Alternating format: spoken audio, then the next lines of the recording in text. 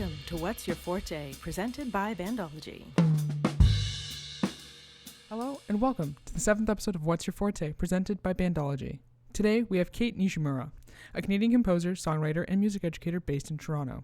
She has quickly established herself as a prominent voice in the concert band community. Cait's music has become increasingly popular among middle and high school music programs, and new works are regularly commissioned by ensembles and individuals around the world. Her music has been presented at the Midwest Clinic, Music Fest Canada, and numerous other conferences and festivals across North America. Her best-selling piece, Chasing Sunlight, was the winner of the 2017 Canadian Band Association's composition competition. In 2019, the Ontario Band Association commissioned her work, Intrinsic Light, in celebration of the 100th anniversary of the Ontario Music Educators Association. Cait holds undergraduate degrees in music and education from the University of Toronto, but is an advocate of people pursuing their passions regardless of their field of study. Outside of her music, in the classical realm, Cait enjoys pushing her creative boundaries through writing and performing original pop songs with live looping, and is currently working on her first musical.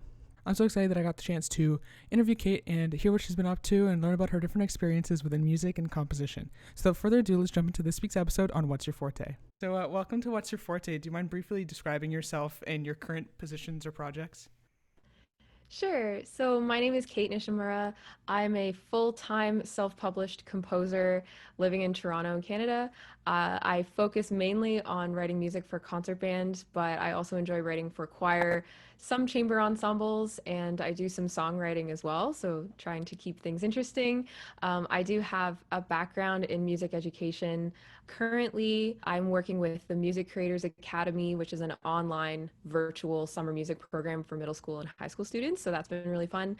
I have a lot of commissions on the go, mostly for concert bands, but a lot of them are up in the air right now because of the global pandemic and not knowing whether or not we'll be able to hold concerts anytime soon. So I'm trying to reinvent myself a little bit by working on some adaptable music. I'm hoping to record my first album and really just kind of stay engaged with my own musical creativity in as many ways as possible.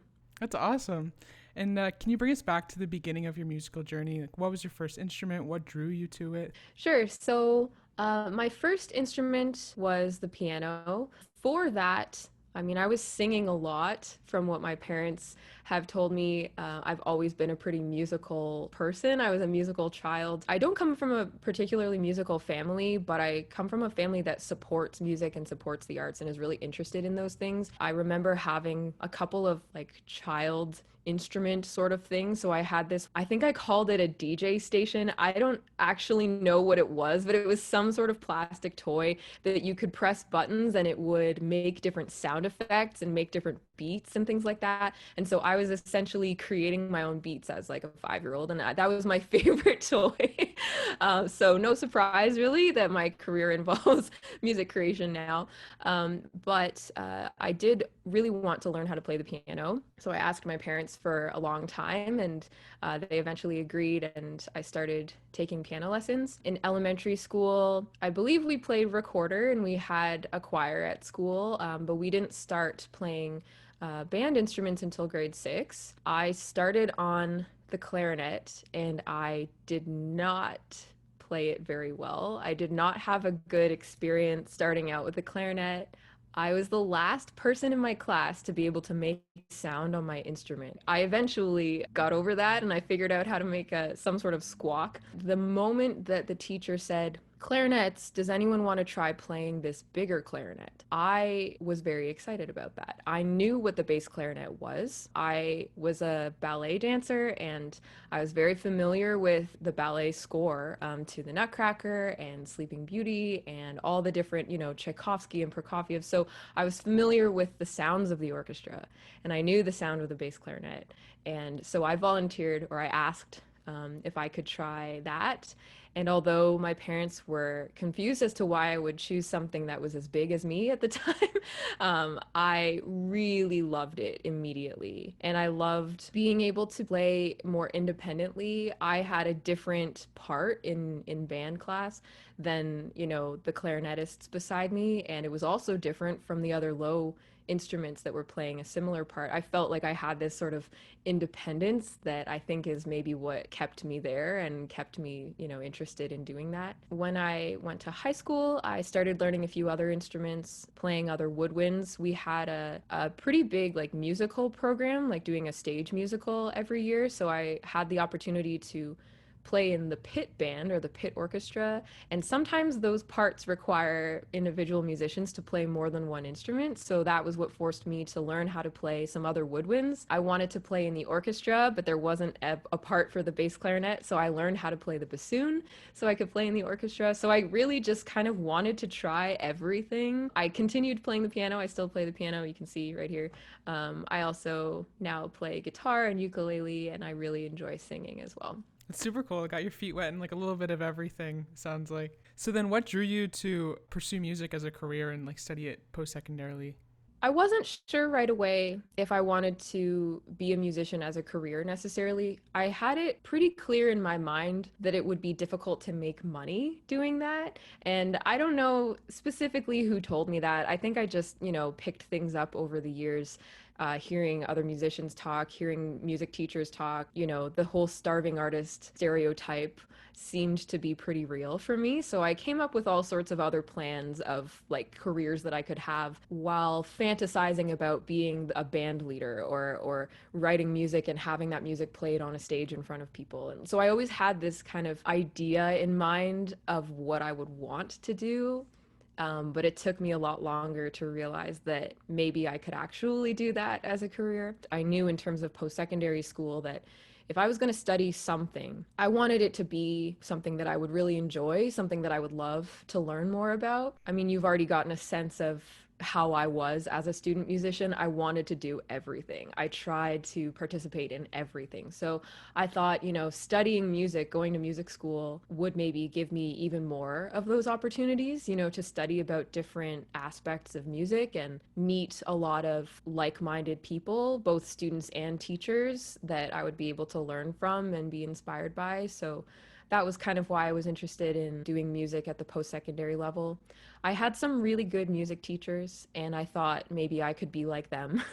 So that drew me to the music education program specifically. I think if you had asked me at any point in time what my dream job was, I would always have said composer. I knew that that's what I would have loved to do. I just really thought that it was not a possible career path.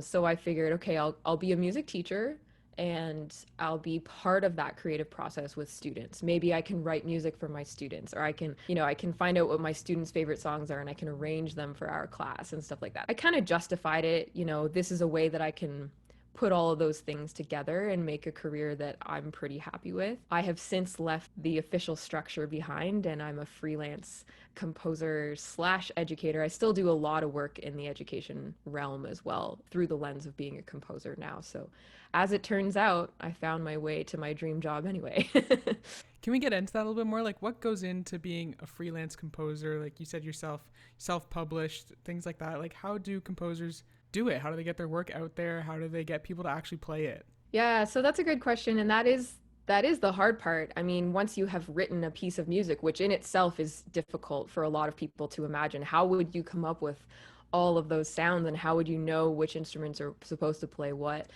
So aside from all of that, which is just, having a knowledge of all the instruments and having an idea that you want to represent through sound, once you've done that, the hard part is then finding people to play it and finding people to give you money to play it. And so I suppose in terms of the self-publishing stuff, there's a lot of different ways to go about publishing your music. But for me, music is a very personal thing. So I write music that reflects my experiences and reflects the things that I've been inspired by, the things that have moved me. The idea of giving up any of that control or just opportunity for connection, the thought of giving any of that up to anybody else other than myself is not something that I'm really happy about. And so my decision to be a self-published composer is mostly because I want to be the person who gets contacted when somebody wants to play the piece. So when a teacher from across the country, discovers one of my pieces and decides to buy it and try it with their school, I am the one who gets a notification saying, so and so from BC has ordered your music. Then I have the opportunity to send them a message and say, thank you so much for choosing to program my music and for supporting Canadian music. And I would love to know if you're going to perform this piece. I could do a video call with your class and I could tell them about the piece. Send me a recording and I'll give you some feedback. That kind of relationship is the most important part of what I do, in my opinion. And so when you publish your music with a major publishing company, typically the orders go through that company or through a retailer. Typically, the publishers make the decisions about when to release new music, how much to charge for it, what information is available to the public about your music. And so there are a lot of advantages to that because publishers can really help with promotion, with, getting new music out there, and they're very well connected in the community. So that's one of the ways that I've had to work really hard to make up for those things on my own. But given, my priorities within being a composer and working with other musicians, it's the approach that makes the most sense for me. Yeah, that totally makes sense. So I jumped a little bit forward into more of the details of a freelance composer, but let's start back when composition started to become a little bit more of a main focus for you. So it's interesting to think back to that time now because it feels so normal to just, introduce myself as a composer and show up to music conferences and events and have people come up to me and say, hey, you're Cait Nishimura, right? We played your piece at this festival and can we take a selfie with you? Like that has become my normal, and it's pretty remarkable, to think that it hasn't been that long since I was still kind of dreaming about this being a thing. So before all of that, I started writing music when I was in high school. I wrote my first piece for concert band when I was in grade 11. I had the opportunity to have this piece played by the wind ensemble at my high school, and I will forever be grateful for that because I think if I hadn't had the opportunity to do that so early in my life in the big picture, I may not have caught the bug so soon. Like I knew in that moment that I wanted to keep doing that in some capacity. So that's really where it all started for me. I've been writing my own songs since I was 12 or 13. I saved up money for a guitar and I taught myself how to play some chords so that I could write some, teenage angsty songs about the things that I was going through at the time. The transition from hobby to career has been full of ups and downs, I would say. I had pretty much convinced myself that it was impossible to make a living as a composer. So, although I truly love working in education, it was not necessarily like a plan B and something that I didn't care about or didn't want to do. I really loved it and I really love it still, but it wasn't my dream job, right? And so it was hard for a while for me to be in a music ed program with people who pretty much knew for sure they wanted to be teachers. When I felt like I know I want to influence future generations of musicians, but I don't know if being a classroom teacher is the way that I want to do that. Once we all graduated and people started finding jobs, I found a job, I was supply teaching, I had a few contracts. I loved every moment of it, but the second I was done, I was composing at home. And I was basically trying to do two jobs at the same time. So it felt like I was trying to juggle too much. I ended up talking with a few other composers, and everybody basically said, I wish I had made the decision earlier in my life to really give it a go. If it's what you love, you owe it to yourself to try. And I took that advice. I also got a really exciting commission from the University of Portland, and they wanted to create a consortium of schools all over North America that would play this piece. And I didn't want to say no to that, but I knew that with my full-time job as a teacher, that I wouldn't be able to take that on. And it felt like an opportunity that I didn't want to pass up. So that combination of events is basically what led me to make the decision to step away from from the teaching life, at least for a while, and see if I could make it work full time as a composer. Luckily, that was the same year or the year before that I had won the Canadian Band Association Composition Prize with Chasing Sunlight. So that really put me on the map with people all across the country and globally as well who maybe didn't know me before. That really helped to amplify, my voice a little bit. As soon as I made that decision and I started to tell people, I'm going to be a composer now full time. I'm taking on more commissions. I'm going to go into schools and work with student groups. As soon as I kind of put the word out, everything took off instantly. And I know that I'm lucky to be able to say that and that that's not what happens in every case. But I also have worked very hard. So we've actually reached the halfway point, which is what we call the Fast Five Rapid Round. So are you ready? I'll do my best. All right, number 1, favorite concert you attended? Ooh, okay. I'll have to say the New York Philharmonic. They did an all Respighi program, but they had the brass section in the balcony up top, and I was on the orchestra floor, and it was like surround sound of the best brass players in, the world. So I would say that's definitely near the top. It's awesome. 2, musical inspiration growing up? Definitely ballet music. I listened to a lot. I burned through the Tchaikovsky Nutcracker soundtrack. I think I had to get multiple copies of it because I listened to it so much. So definitely that. In addition to sort of cheesy pop punk rock when I was a middle school age kid. That's awesome. All right, number 3, favorite movie soundtrack? I will have to go with the first thing that came to mind is Life of Pi by Michael Dana. Yeah, another Canadian composer. That's cool. So number 4 is an instrument that you wish you played. Cello. It's the most beautiful sound. It sounds like, the human voice, except in string form. Also, as a bass clarinetist, I think it's kind of the string equivalent to the role that I play in an ensemble. So, but I tried. I've tried to play string instruments. My hands don't like it. I'm left-handed. I want to do it backwards. It's not a good scene. All right, and the last one is a hidden talent. I'm really good at growing plants. So I have over 50 houseplants in my apartment now, and it started with 10 or 15, and I've propagated all of them. So I guess maybe that's a somewhat of a hidden non-musical talent. Bandology is a proud Canadian nonprofit dedicated to more music for more kids via education, collaboration, and community. Find out more at bandology.ca. Alrighty, so the next question is, what is the highlight of your career so far?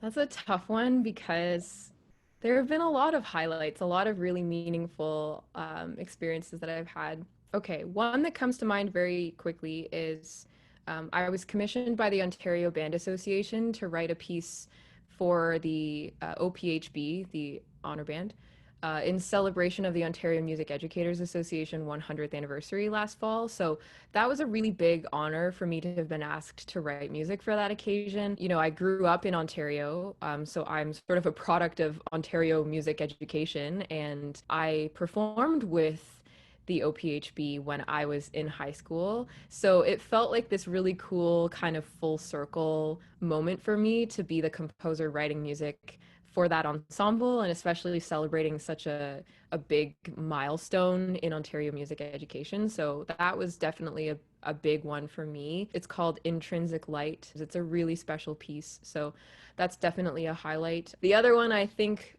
would be I put together a composer tour. The way that a band goes on tour and plays a show in a bunch of different cities every night in a row. I did that except with visiting schools who were playing my music. So I flew over to the West Coast and I started in Southern Oregon, and I worked my way up the coast for almost 2 months, visited a different school every day or every few days. That was 2 years ago. And, I've stayed in touch with a lot of those people. I think that's a pretty big one for me too. Really, really rewarding experiences over and over and over again for a sustained time. So that was really cool. So the next question is, how are 21st century skills such as critical thinking, communication, collaboration, and creativity used in a composer's career? I will go through them one by one and just kind of give some examples that I can think of off the top of my head. So I'll go backwards. I mean, creativity is the obvious one, right? You have to be creative in order to create new music. It's also being innovative about how to use music in different ways to communicate ideas, to make connections with the world around them, with each other. So I think being creative is not just creating the sound or putting the music out there so other people can create the sound. It's also thinking outside the box, like what can I do to make an impact through music? I think that's also an aspect of creativity. Collaboration is important for composers because although being a composer is quite a solitary activity, I spend a lot of time by myself thinking about ideas, but collaboration is also so important because I'm a collaborator with every conductor who works on my music. I'm collaborating with every group of students who's bringing that music to life. I collaborate with people who commission me to create new music specifically for them. I work really hard to understand what my commissioners are looking for in a new piece of music. So when someone says they want me to write music for them, I make sure that I understand as best as I can why did they ask me and what are they looking for, what kind of story do they want to tell through this music that they're going to present that I have the privilege of kind of compiling for them. So the music would not exist really if not for the people who I collaborate with. Otherwise, it would just be ideas that I have in my head, right?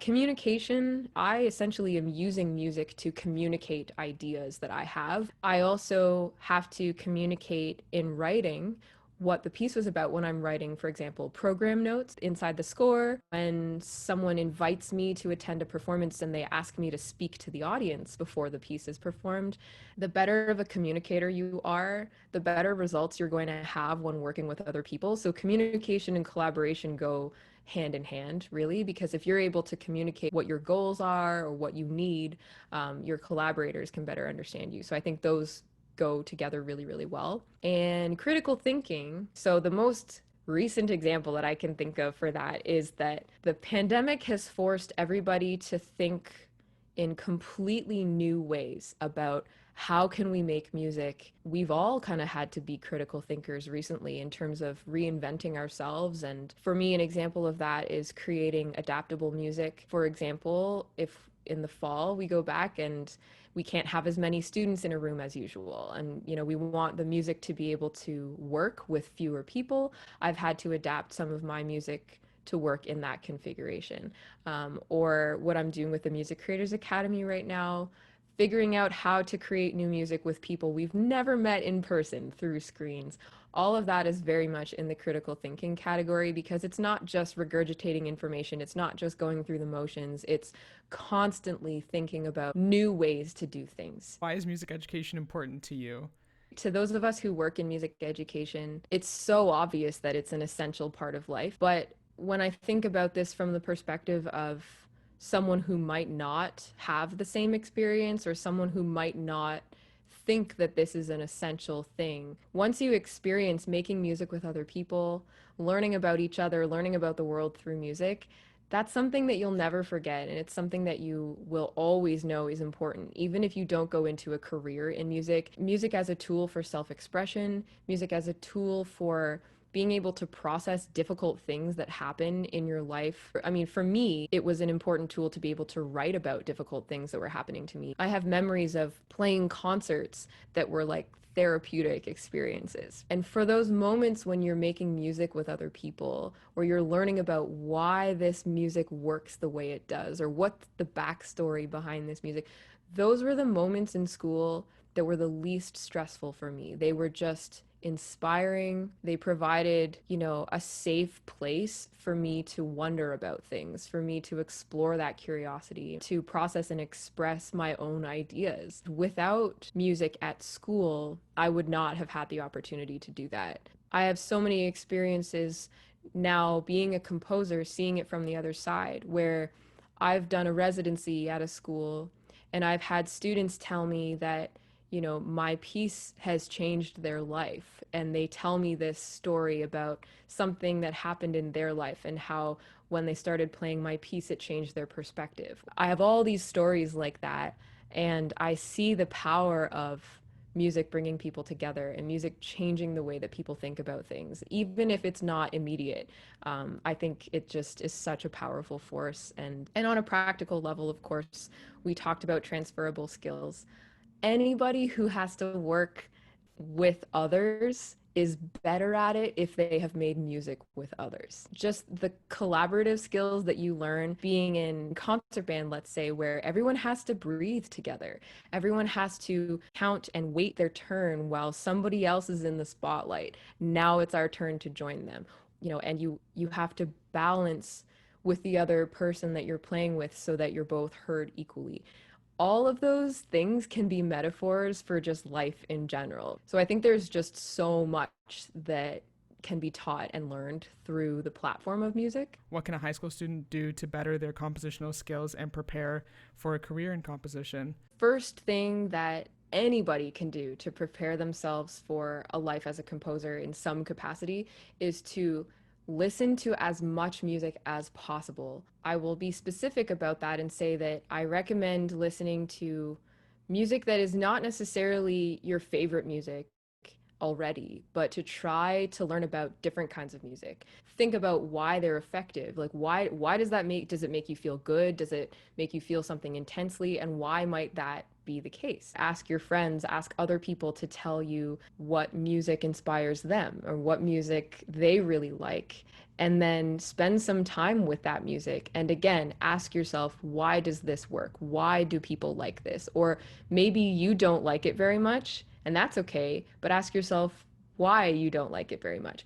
And the reason that I sort of suggest those questions is because the more you can understand about how music works, the more ideas you might generate about how your music might work as a composer. Because I think that that can, teach you a lot about how composition works. What's the goal of the composer here? Was it to make me feel good, or was it to make me feel kind of uneasy?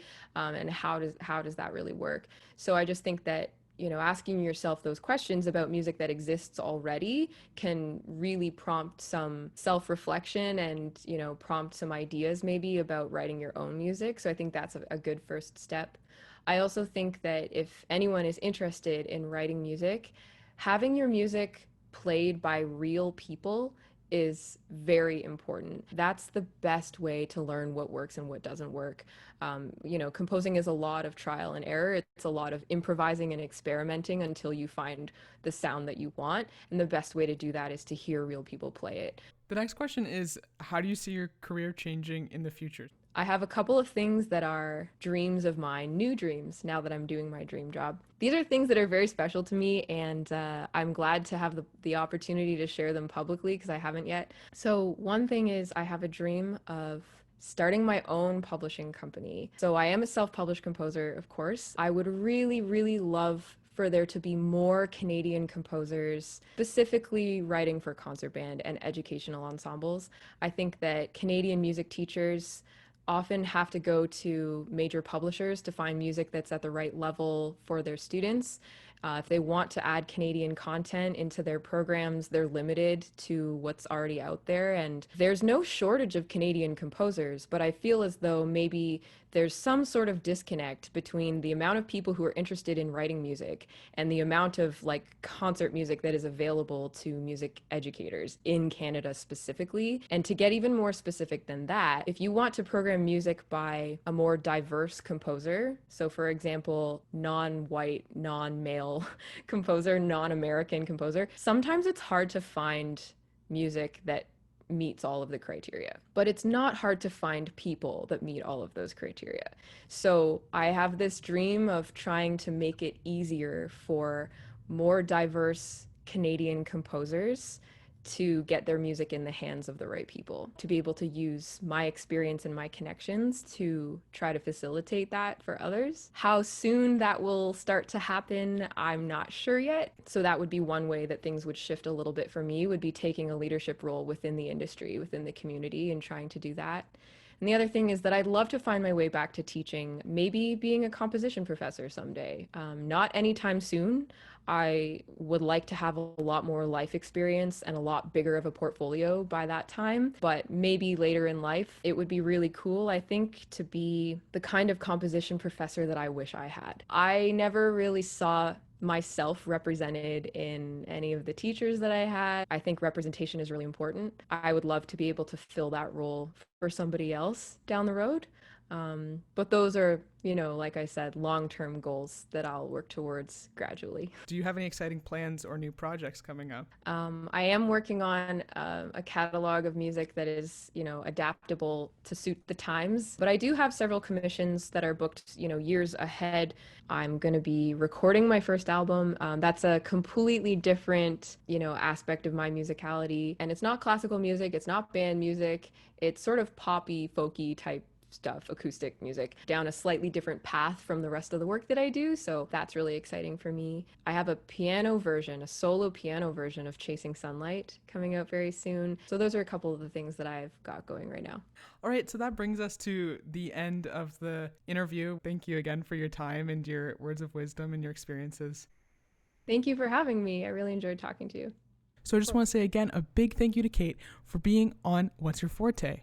I had a great time learning about her different experiences and thoughts when it came to music, education, and composition. Thanks again for taking the time to watch or listen to this episode. If you want to stay up to date on all What's Your Forte episodes, you can follow us on your favorite podcasting platform or subscribe to us on YouTube. Once again, I'm your host, Megan Harton, and I'll see you next time. Thanks for joining us on What's Your Forte, presented by Bandology. If you liked what you heard, you can find out more about this series and our organization at bandology.ca, which features information about research, advocacy, and music education, and our band camp and play a gig programs. Follow us on social media for more videos and performances on Instagram and Facebook.